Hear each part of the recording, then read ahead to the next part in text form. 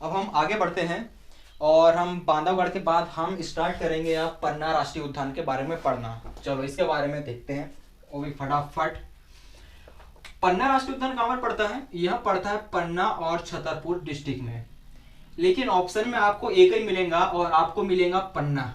आपको क्या मिलेगा? पन्ना। तो आप इससे आसानी से रिलेट कर सकते हैं कि पन्ना राष्ट्रीय उद्यान कहाँ पर पड़ेगा।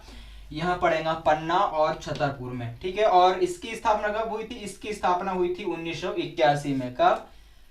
1981 में पन्ना राष्ट्रीय उद्यान की स्थापना हुई थी। और इसी पन्ना राष्ट्रीय उद्यान को प्रोजेक्ट टाइगर में कब शामिल किया गया था? इसे प्रोजेक्ट टाइगर में 1994 में शामिल किया गया था।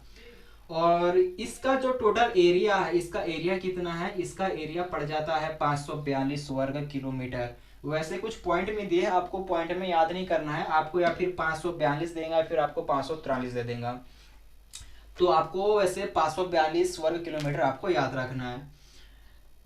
इस राष्ट्रीय उद्यान को भारत के दूसरे सरिस्का राष्ट्रीय उद्यान के रूप में जाना जाता है। मैंने अभी बांधवगढ़ की बात किया था इससे पहले।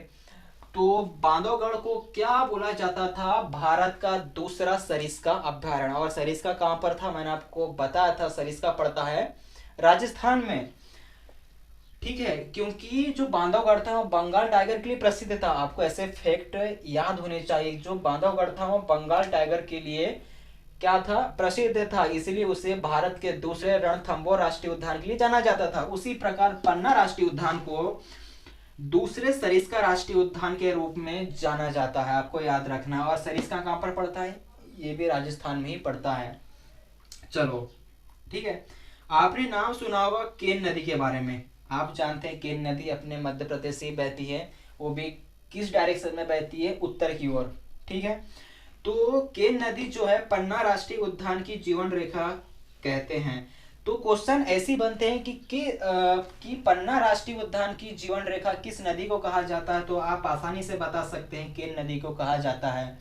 और आप आसानी से क्यों बता सकते हैं? क्योंकि आप हमसे पढ़ रहे हैं, ठीक है। चलो, यहाँ इस राष्ट्रीय उद्यान में उष्णकटिबंधीय और सागौन के वन पाए जाते हैं। तो क्वेश्चन ऐसे ही बनते हैं कि सागौन के वन और उष्णकटिबंधीय वन किस राष्ट्रीय उद्यान में पाए जाते हैं? तो आप आसानी से बता सकते हैं कि पन्ना राष्ट्रीय उद्यान में पाए जाते हैं। चलो आगे बढ़ते हैं। देखो, यहाँ पन्ना राष्ट्रीय उद्यान में क्या था कि वर्ल्ड बैंक की सहायता से यहाँ पर भारत के तीसरे वन्य जीव कोष की स्थापना की गई थी। मैंने क्या बोला? यहाँ पर वर्ल्ड बैंक की सहायता से तीसरे वन्य जीव कोष की स्थापना की गई थी। और इसकी स्थापना कब की गई थी? इसकी स्थापना की गई थी 2011 में। ये आपको याद रखना है कि वन्य जीव कोष की स्थापना कब की गई थी? 2011 में की गई थी। और किसकी सहायता से की गई थी? वर्ल्ड बैंक की सहायता से। और आप जानते हैं कि वर्ल्ड बैंक का मुख्यालय कहाँ पर पड़ता है? वाशिंगटन डीसी में पड़ता है, और जो अमेरिका की राजधानी है, ठीक है। यहाँ पर गिद्धों की गणना की गई थी। कहाँ पर? पन्ना राष्ट्रीय उद्यान में गिद्धों की गणना की गई थी। और जब उस टाइम में, और यहाँ पर गिद्ध कितने? यहाँ पर गिद्ध पड़ जाते हैं 1676। आपको याद रखना है, जब पन्ना राष्ट्रीय उद्यान में गिद्धों की गणना की गई थी। और इसकी गणना कब करी गई थी? यह करी गई थी 2017 में।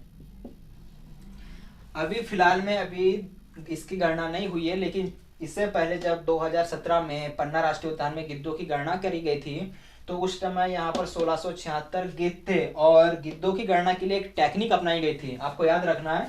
उसे क्या बोलते हैं? उसे बोलते हैं कार्बनिक आयन ट्रांसपोर्ट तकनीक।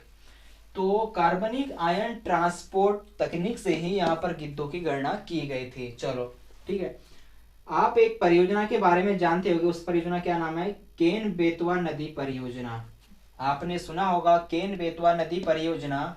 इस परियोजना से इस राष्ट्रीय उद्यान को एक नुकसान हुआ था कि इसका कुछ एरिया, ज्यादा नहीं थोड़ा बहुत एरिया क्या हुआ था, इस उद्यान का डूब गया था। तो क्वेश्चन ऐसे बनते हैं कि किस परियोजना से पन्ना राष्ट्रीय उद्यान का कुछ हिस्सा डूब गया था? तो आप आसानी से बता सकते हैं कि केन बेतवा परियोजना से इस क्षेत्र का हिस्सा कुछ डूब गया था। पन्ना राष्ट्रीय उद्यान को 2016-17 में, कब? 2000, आपको शायद दिख रहा होगा, 2016-17 में इसे एक अवार्ड मिला था। कौन सा? Award of excellence. Award of excellence देखो इसमें क्या होता है, यहाँ से 2 से 3 टाइप के क्वेश्चन बन सकते हैं कि पन्ना राष्ट्रीय अवार्ड ऑफ एक्सीलेंस किस राष्ट्रीय उद्यान को मिला, आप बताएंगे पन्ना राष्ट्रीय उद्यान को मिला, ठीक है। या फिर ऐसे ही पूछ सकता है कि पन्ना राष्ट्रीय उद्यान को कौन सा अवार्ड मिला था, तो आप आसानी से बता सकते हैं अवार्ड ऑफ एक्सीलेंस मिला था, और कब मिला था, 2016-17 में मिला था, ठीक है।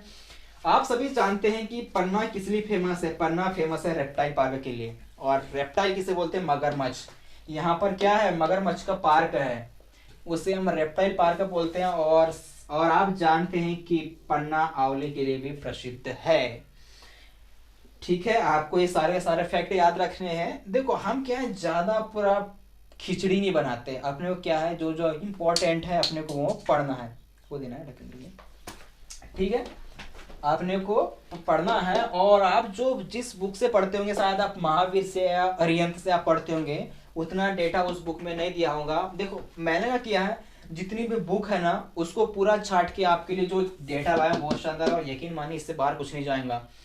तो मैंने क्या बोला, हम एक बार रिवाइज करते हैं, ठीक है। आप भी मेरे साथ रिवाइज करिए कि पन्ना राष्ट्रीय उद्यान कहाँ पर है, आप बोलेंगे पन्ना और छतरपुर में है। इसकी स्थापना कब हुई थी, इसकी स्थापना हुई थी 1981 में, ठीक है। चलो इसके बाद हमने क्या पढ़ा कि यहाँ प्रोजेक्ट टाइगर में कब शामिल हुआ था, यहाँ प्रोजेक्ट टाइगर में कब शामिल हुआ था, 1994 में शामिल हुआ था। और इसका एरिया कितना पड़ता है, इसका एरिया पड़ता है 542 वर्ग किलोमीटर, ठीक है। और इसे कहा गया था भारत के दूसरे सरिस्का राष्ट्रीय उद्यान की संज्ञा किसे दी गई है, वो दी गई है पन्ना राष्ट्रीय उद्यान को। और हमने क्या पढ़ा था, यहाँ पर सागौन के वन और उष्णकटिबंधीय वन पाए जाते हैं। आपको एकदम फास्टली रिवाइज करना है, ठीक है।